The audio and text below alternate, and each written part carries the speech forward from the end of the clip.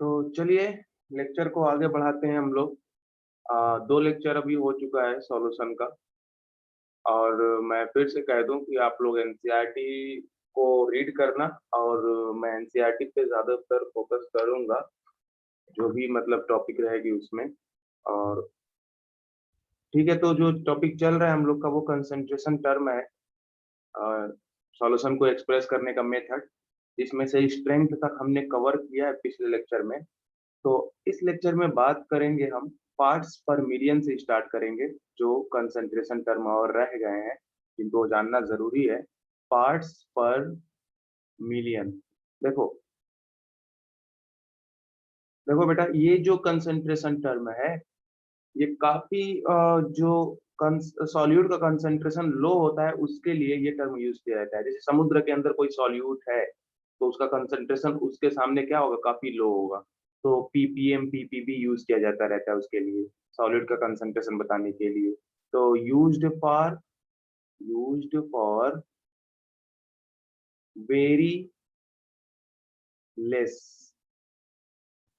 Concentration of solute. अब तक आपने जितना कंसंट्रेशन टर्म पढ़ा है उसमें आप लोग कुछ एक आपके लिए होमवर्क समझो इस चीज को, कि उसमें से देखो कौन सा टेम्परेचर डिपेंड है, कौन सा टेम्परेचर इंडिपेंडेंट है।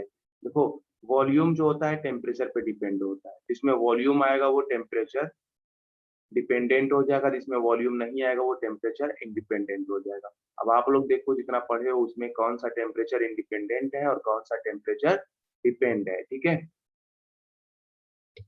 तो इसमें जो देखो जो फॉर्मूला आता है इसका, पीपीएम का, mass of solute, mass of solute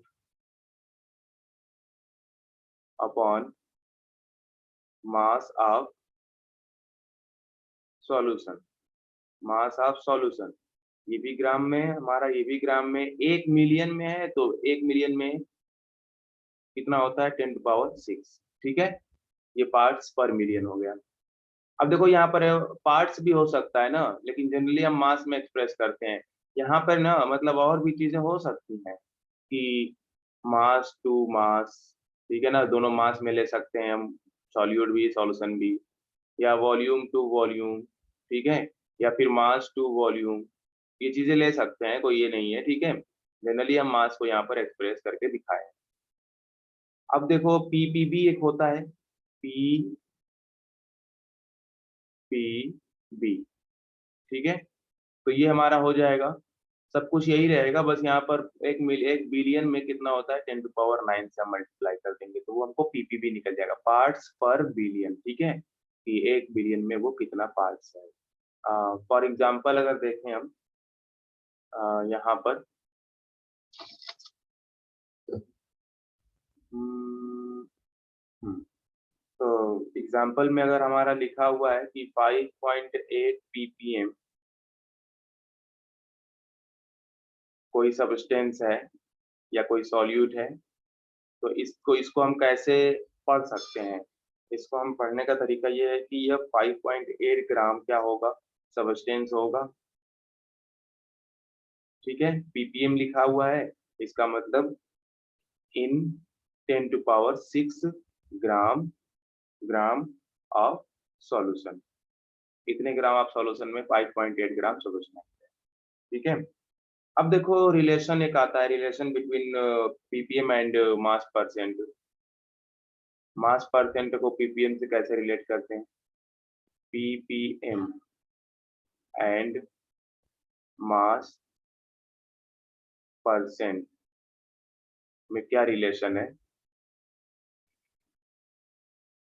देखो पीपीएम इज इक्वल टू होता है, फार्मूला आपको सभी पता चल गया, मास ऑफ सॉल्यूट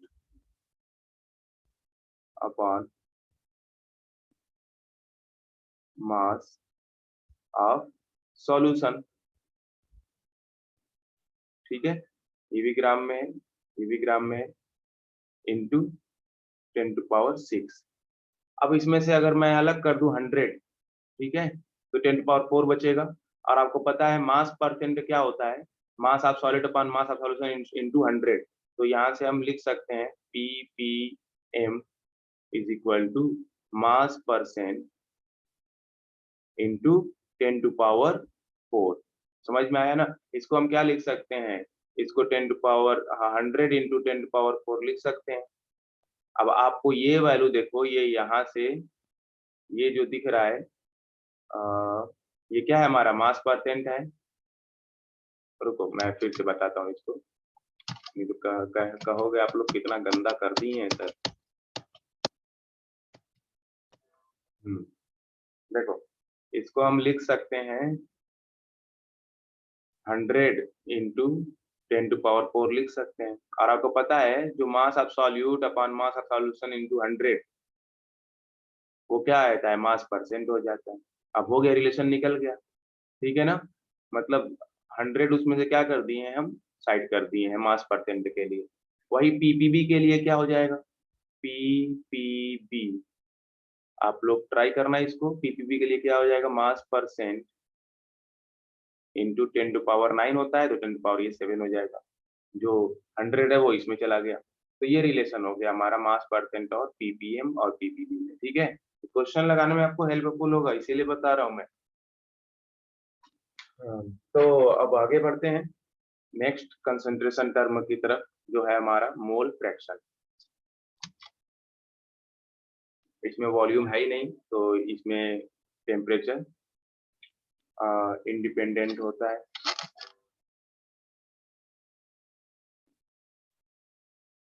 देखो मोल फ्रैक्शन, हमारा अगला कंसंट्रेशन टर्म है मोल फ्रैक्शन,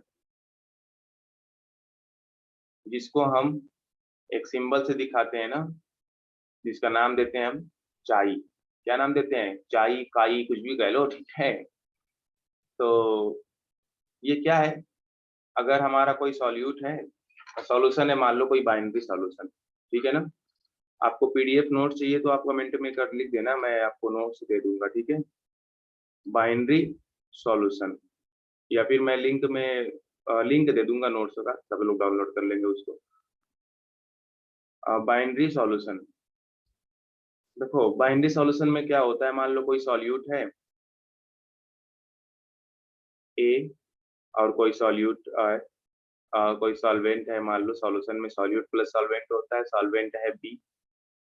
अब इसमें जो मोल है Na मोल है, इसका जो मोल है वो Nb मोल है सॉल्यूशन के अंदर, ठीक है? ये इसका मोल है। सॉल्यूट ए का जो मोल है वो Na मोल है, सॉल्यूट बी का जो मोल है Nb मोल है। तो अब अगर मोल फ्रैक्शन हमको निकालना होगा तो इसको काई मोल फ्रैक्शन ऑफ ए क्या हो जाएगा? मोल्स ऑफ ए, जिसका मोल निकालना है उसका मोल ऊपर, ठीक है, अपॉन टोटल मोल सॉल्यूशन का, मतलब moles of A plus moles of B, solute plus solvent, solvent plus solute, ठीक है? तो टोटल मोल, जिसका मोल निकालना है, जिसका मोल फ्रैक्शन निकालना है उसको ऊपर और बाकी नीचे पीछे टोटल मोल हो जाएगा। तो ये हमारा मोल फ्रैक्शन हो गया। चलो एक इक्वेशन हो गई है। अब मोल फ्रैक्शन ऑफ बी क्या हो जाएगा? Moles of B upon moles of A plus moles of B. ये मोल फ्रैक्शन बी का निकल जाएगा हमारा, ठीक है ना? मतलब टोटल मोल में कितने मोल ए का है और कितना मोल बी का है, उसी को हम मोल फ्रैक्शन बोलते हैं, ठीक है? अलग अलग फाइंड करने से। अब एक इक्वेशन वन से white white white white colour से लिखते हैं यहाँ पर कि अगर इक्वेशन वन को हम डिवाइड कर देते हैं इक्वेशन टू से, ठीक है? डिवाइड करने पर हमको क्या आएगा? Mole fraction of A upon mole fraction of B is equal to, देखो डिवाइड करने पर क्या हो जाएगा? ये और ये क्या हो जाएगा? कट जाएगा, तो यहाँ पर आ जाएगा moles of A upon moles of B. ये एक रिलेशन हो गया दोनों कंपोनेंट के मोल फ्रैक्शन का, ठीक है? ये तो डिवाइड करने पर आया। अब अगर हम इसको प्लस कर दें, ठीक है ना, दोनों को ऐड कर देंगे तो क्या आएगा?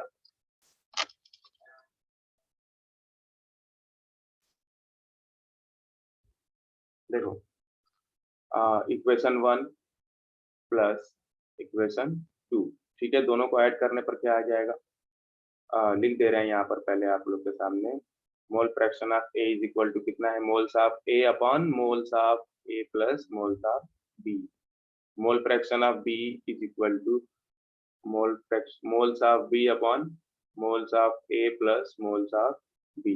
दोनों को ऐड करेंगे तो हमको क्या मिलेगा, moles of A plus moles of B is equal to, दोनों को ऐड कर रहे हैं ना, ऐड करने पर क्या हो जाएगा हमारा, जो आएगा ये mole fraction of A plus mole fraction of B upon mole fraction of A plus mole fraction of B. तो यहाँ से ये वैल्यू क्या हो जाएगी, कट जाएगी और 1 आ जाएगा। Mole fraction of A plus mole fraction of B is equal to 1। यही होता है ना, तो मोल फ्रैक्शन जो होता है, जितने भी कंपोनेंट होते हैं उसका यूनिट होता है, यूनिटी होती है, ठीक है, मतलब 1 होता है, एनसीईआरटी में लिखा होगा यूनिटी होती है, ठीक है। तो काफी इंपॉर्टेंट ये एक का मोल फ्रैक्शन हमको पता चला, ठीक है, उसको फिर 1 से माइनस कर देंगे हम, दूसरे का हमको पता चल जाएगा।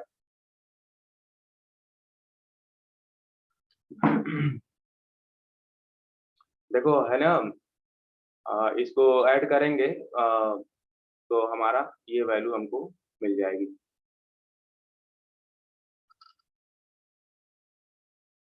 अब देखो आगे, मोल परसेंट क्या होता है, इसी से रिलेटेड है वो, मोल परसेंट।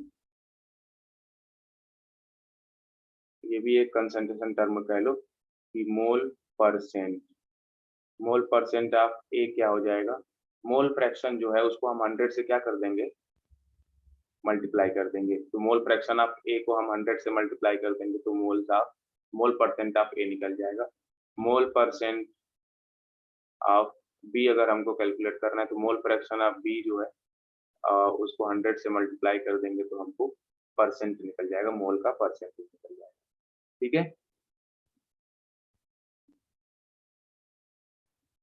मतलब जितना मोल फ्रैक्शन रहेगा उसको हम 100 से मल्टीप्लाई करेंगे तो हमको क्या मिल जाएगा, मोल परसेंट मिल जाएगा। और मोल परसेंट भी ये क्या है, टेम्परेचर इंडिपेंडेंट है, ठीक है। अब अगला जो कंसंट्रेशन टर्म है हमारा वो है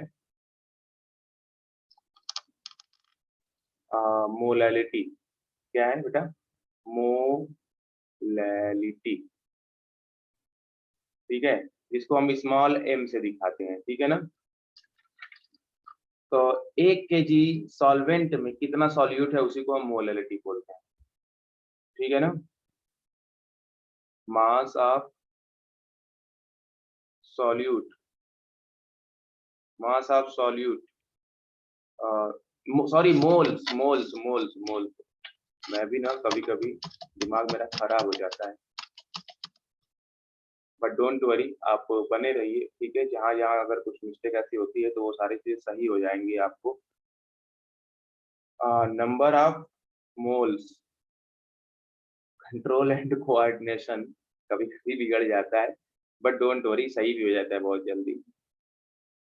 number of moles of solute, ठीक है, अपॉन मास ऑफ सॉल्वेंट, ठीक है ना, इन केजी। मतलब 1 kg में जितना मोल होता है सॉल्यूट का उसी को हम बोलते हैं मोलरिटी, स्मॉल एम से इसको एक्सप्रेस करते हैं। 1 kg मतलब 1 kg मतलब कितना, 1000 ग्राम। 1000 ग्राम में जितना मोल होता है सॉल्यूट का उसको हम मोलैलिटी बोलते हैं, ठीक है। अगला कंसंट्रेशन टर्म है जो वो है मोलैरिटी। तो इसी लेक्चर में उसको भी कवर करते हैं ना, मोलैरिटी को भी। फिर एक लेक्चर और रहेगा आप लोग का नॉर्मेलिटी पे, ठीक है।